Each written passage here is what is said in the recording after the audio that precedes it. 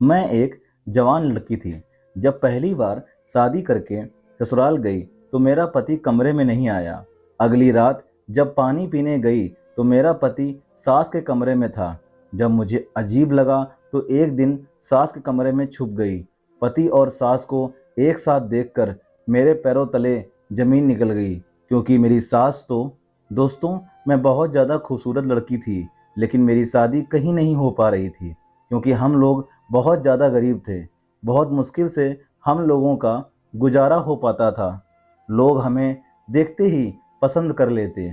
जब दहेज देने की बात आती तो मेरा रिश्ता टूट जाता। और जब बहुत मुश्किल से एक जगह मेरी शादी हुई तो मेरी किस्मत वहाँ पर भी फूट गई। जब मेरा पति रोज़ मेरी सास के कमरे में जाता, यहाँ तक कि मैं सारी रात अपने पति का इंतज़ार करती रहती। इंतज़ार करते करते कब मैं नींद की आगोश में चली जाती, कुछ नहीं पता रहता। जब सुबह उठती तो मेरा पति और मेरी सास एक दूसरे से बैठकर बातें करते रहते थे। आखिर यह चक्कर क्या था? मेरा पति मुझसे दूर रहता था और मेरी सास से इतना लगाव रखता कि मैं पत्नी नहीं बल्कि मेरी सास। मेरा नाम कामिनी है और मेरी उम्र अभी 18 साल हुई है।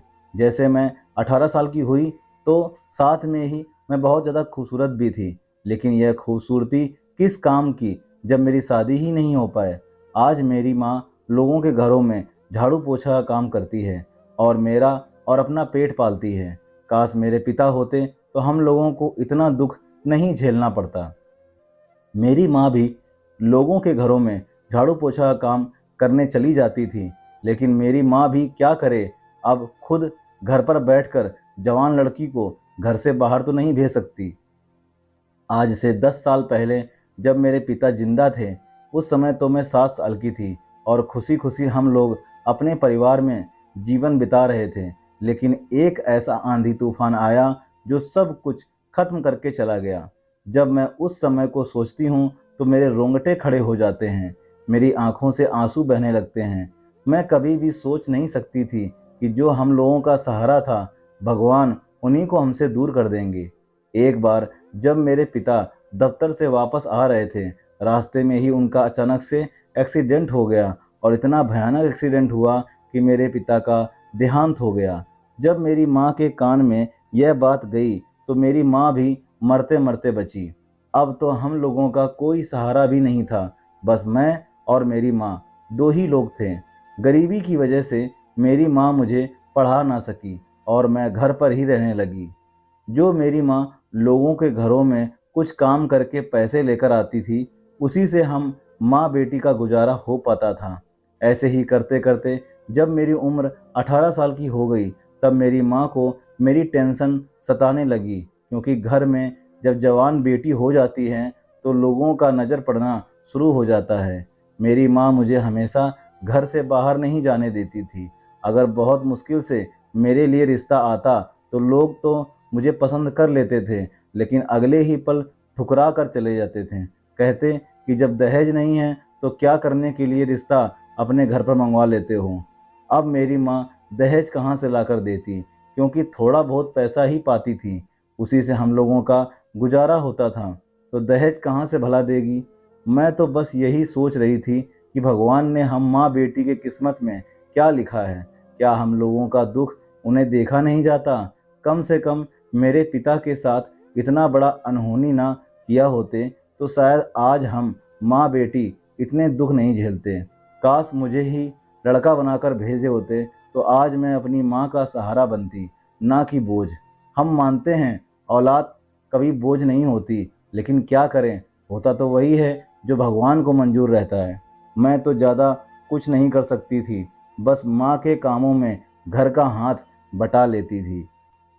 एक दिन मैंने माँ से कहा, माँ, मुझे भी आपके साथ काम पर चलना है। मैं घर पर अकेले बोर हो जाती हूँ।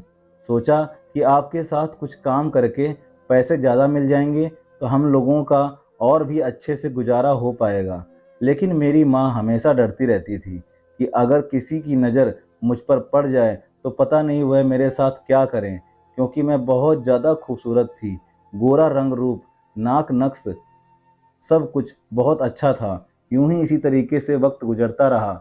जब मैं 18 साल की हो गई तो मेरे रिश्ते आने शुरू हो गए, लेकिन जब पहली बार मेरा रिश्ता आया तो उनके मुंह से ऐसी बात निकली कि लड़की तो मुझे बहुत पसंद है, लेकिन पहले यह बता दो कि दहेज कितना दोगी और सामान में क्या क्या मिलेगा।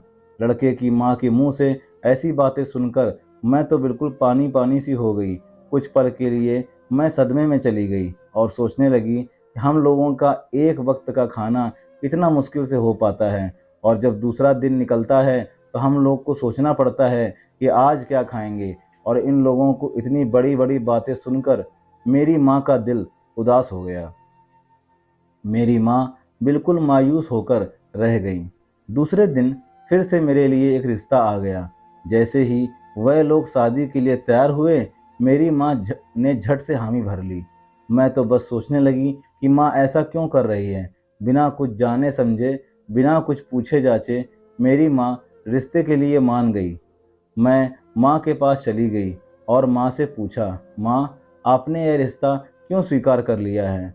माँ कहने लगी कि कामिनी, लड़का बहुत अच्छा है, घर खानदान का है, और जब मेरी सहेली ने खुद कहा है कि ये लड़का बहुत अच्छा है, तुम अपनी बेटी की शादी इस लड़के से कर सकती हो। दान दहेज भी कुछ नहीं देना पड़ेगा, और तुम्हें तो पता है ना, हम लोगों के पास देने के लिए कुछ भी नहीं है। और जब मेरी सहेली खुद कह रही लड़का अच्छा है, तुम्हारी बेटी को हमेशा खुश रखेगा, तो इसमें सोचने वाली बात कौन सी है। और तो और वह लड़का घर का इकलौता वारिस है। बस केवल 3 से 4 बहनें थीं जो उन लोगों की शादी वह पहले ही कर चुका है। बस लड़का और उसकी माँ, दो ही लोग इतने बड़े घर में अकेले रहते हैं। उसके भी पिताजी का बहुत पहले ही देहांत हो चुका था। बस वह लोग घर में दो ही लोग हैं, तो इसमें सोचने वाली कौन सी बात है। तुम वहाँ पर बहुत ज़्यादा खुश रहोगी। मेरी बात मानकर उस लड़के से शादी कर लो। अपनी माँ के मुंह से ऐसी बातें सुनकर मैं भी बहुत ज़्यादा खुश हो गई। मेरी किस्मत बदलने वाली है और कोई मेरी ज़िंदगी में आने वाला है। उन लोगों ने कहा था कि हम लोग सादगी से शादी करके आपकी बेटी को ले जाएंगे, और आप लोग दहेज वगैरह की टेंशन बिल्कुल मत लेना। हमारे घर में भगवान का दिया हुआ सब कुछ मौजूद है। मेरी इस बात से बहुत खुश हुए। उन लोगों ने दहेज नहीं मांगा, इस बात पर तो मैं बहुत खुश थी और शादी के लिए राजी भी थी। शादी के लिए उन लोगों ने सिर्फ 10 दिन का समय दिया था। इतनी जल्दी शादी करना भी कुछ समझ में नहीं आ रहा था। आखिर इन लोगों को शादी करने की इतनी जल्दी क्यों हो रही थी।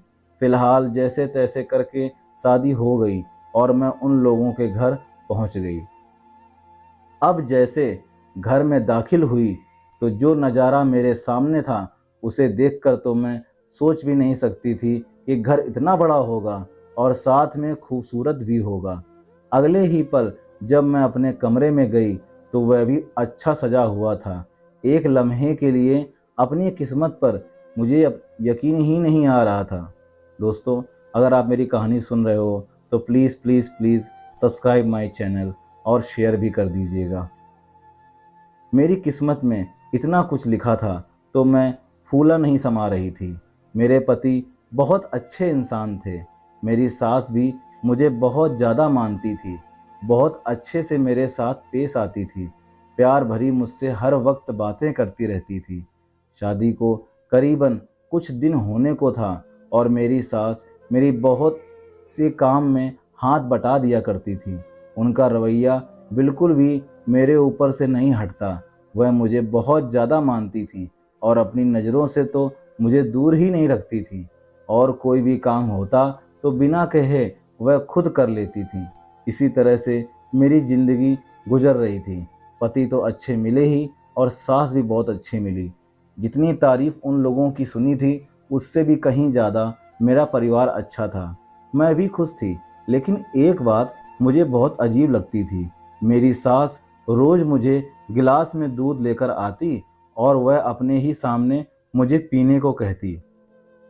जब तक मैं वो दूध नहीं पी लेती, तब तक मेरी सास मेरे सामने से नहीं हटती थी। जब सुबह मेरे पति घर से बाहर जाते तो थोड़ी देर के बाद मेरी सास भी घर से बाहर चली जाती थी। लेकिन मैंने आज तक कोई सवाल जवाब नहीं किया। लेकिन यह रोज रोज का होता हुआ देखकर मैं बहुत ज़्यादा परेशान रहने लगी। एक दिन मैंने पूछा तो मेरी सास बोली कि मेरी एक दोस्त है, हमारे घर से थोड़े दूर पर ही उसका घर है, वहीं वो रहती है, उनके पास चली जाती हूँ। इस बात पर मैंने भी यकीन कर लिया। अब मैं इनसे बिल्कुल भी नहीं पूछती थी इस बात के बारे में, क्यों, कहाँ जाती हैं। वह शाम में जब घर आती तो आकर खुद ही घर का सारा काम करती थी और मुझे कोई काम नहीं करने देती थी। वक्त ऐसे ही गुजरता रहा। एक दिन वह भी आया जब मुझे पता चला कि मैं माँ बनने वाली हूँ। मैं बहुत खुश थी, मेरे पति भी बहुत खुश हुए और सबसे बढ़कर मेरी सास भी बहुत खुश हुई। उन्होंने मेरा बहुत अच्छे से ख्याल रखा। मुझे यह महसूस नहीं होने दिया कि मेरी माँ मेरे पास नहीं है।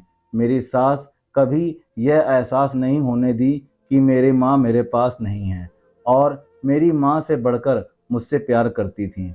और तो और वह मुझे रोज़ाना रात में खाना खिलाकर दूध का गिलास अपने हाथों से भरकर पिलाती और जब तक मैं सो ना जाऊं तब तक वह मेरे पास बैठकर मेरे सर पर हाथ फेरते रहती थी। एक महीना ऐसे ही गुजर गया था। एक दिन अचानक मेरी तबीयत खराब हो गई। मेरे पति मुझे अस्पताल लेकर चले गए।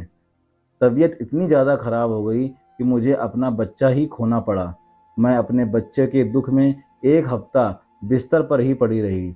मेरे पति ने मुझे बहुत संभाला, मुझे बहुत दिलासा दिया। मेरी सास ने भी मेरा बहुत ख्याल रखा। एक हफ्ते बाद वापस पहले की तरह मैं अपनी ज़िंदगी में वापस आ गई। वक्त गुजरता गया। मैं भगवान से बहुत मिन्नत करती रहती थी, मुझे एक बार फिर से मेरी उजड़ी हुई गोद को खुशियों से भर दे, मेरी आंचल में बच्चों की खुशियां दे दे।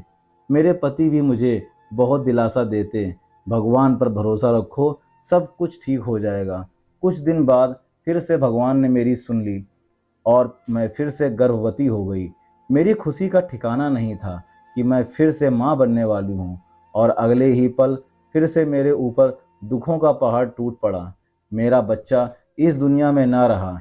ऐसे ही करते करते 5 से 6 बार मैं गर्भवती हो गई और मेरा बार बार बच्चा इस दुनिया में आने से पहले ही चला जाता। अब मैं बिल्कुल परेशान हो गई थी। मुझे कुछ भी समझ में नहीं आ रहा था कि मेरे साथ यह सब क्या हो रहा है। लेकिन हैरत की बात यह थी कि मेरे पति और मेरी सास का व्यवहार में जरा भी बदलाव नहीं आया। मैं बहुत ज़्यादा हैरान और परेशान रहने लगी थी। दिन यूं ही गुजरते रहे। मेरी तबीयत हमेशा खराब रहने लगी और मैं हर वक्त यही सोचती रहती कि आखिर मेरे साथ ये सब क्या हो रहा है। और सबसे बड़ी हैरानी की बात तो यह थी कि मेरी सास का रवैया भी मेरे लिए कम नहीं हो रहा था। 3 से 4 बार मैं प्रेग्नेंट हो चुकी थी, लेकिन हर बार मेरा बच्चा इस दुनिया में आने से न रहा। मैं अब दिमागी तौर पर बीमार रहने लगी थी। तबीयत हर वक्त खराब रहने लगी। कुछ समझ में नहीं आया कि मेरे साथ चल क्या रहा है और क्यों हो रहा है। वैसे तो मेरी सास मेरा बहुत ख्याल रखती थी। जब मैं उनसे कहती कि मुझे दाई चाहिए तो वह मुझे साथ ले जाने की बजाय खुद ही डॉक्टर के पास चली जाती और मुझसे कहती कि मेरी बेटी, तुम बाहर मत जाया करो, ज़माना बहुत ख़राब है। दिन ब दिन ऐसा महसूस होने लगा कि मैं बिल्कुल भी अकेली रह गई हूँ। सब कुछ अजीब सा हो गया था।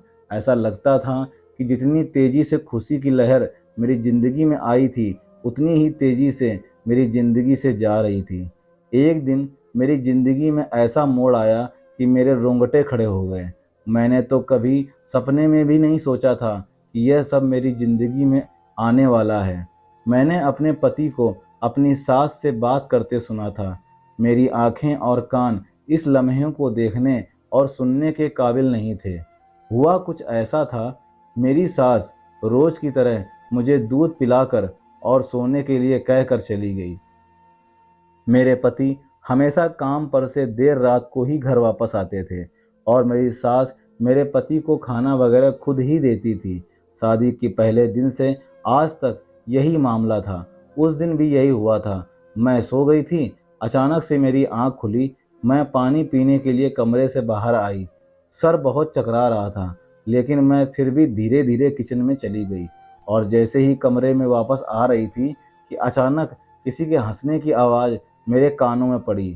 आवाज़ मेरी सास के कमरे से आ रही थी। मैं कमरे के पास गई और कुछ सुनने की कोशिश करने लगी।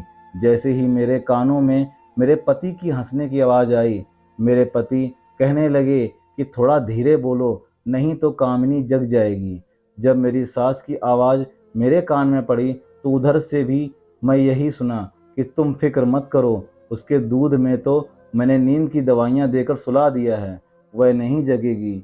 यही बात करके दोनों लोग तेज तेज से हंसने लगे। मुझे अपने कानों पर यकीन नहीं हो रहा था कि आज तक मैंने जितनी भी गोलियां खाई थीं वह सब नींद की गोलियां थीं। तभी मुझे सुबह से पहले एक बार भी होश नहीं आता था। मैं सदमे में थी। ये लोग मेरे साथ क्या कर रहे हैं? मैं उनकी और बातें सुनने की कोशिश करने लगी। अगले दिन मैं उठी और यह बात किसी को भी पता नहीं होने दी कि मैं उनकी बात सुन चुकी हूँ या फिर मुझे उन लोगों पर शक होने लगा है। दिन ऐसे ही गुजर गया और रात हो गई। रोजाना की तरह मेरी सास दूध और दवाई लेकर मेरे कमरे में आई।